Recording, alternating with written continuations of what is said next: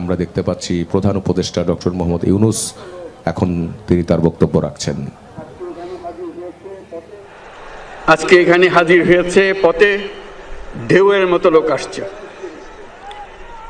সারা বাংলাদেশ জুড়ে কোটি কোটি মানুষ আজকে এই মুহূর্তের জন্য অপেক্ষা করছে।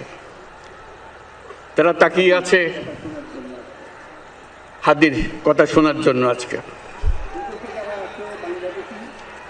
বিদেশে যারা আছে বাংলাদেশি, এই মুহূর্তে তারাও হাদির কথা জানতে চায়। প্রিয় ওসমান হাদি, তোমাকে আমরা বিদায় দিতে আসি নাই এখানে।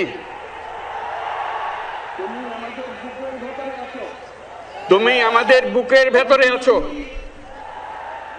এবং চিরদিন বাংলাদেশ যতদিন আছে তুমি সকল বাংলাদেশির বুকের মধ্যে থাকবে।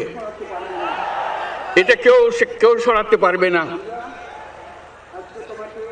আমরা আজকে তোমাকে প্রিয় হাদি বিদায় দিতে আসিনি।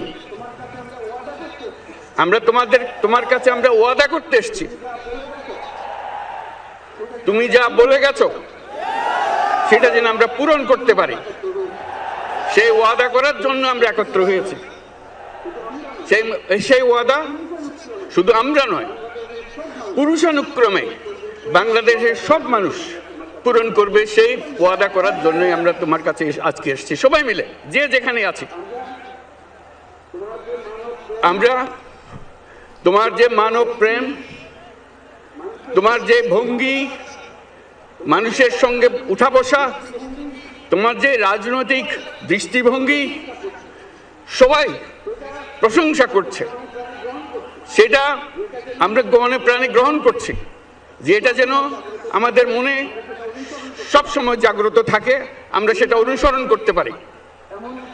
তুমি আমাদেরকে এমন এক মন্ত্র কানে দিয়ে গেছো, সেই মন্ত্র বাংলাদেশের কেউ কোনোদিন ভুলতে পারবে না এবং এই মন্ত্র চিরদিন আমাদের কানে বাঁচতে থাকবে।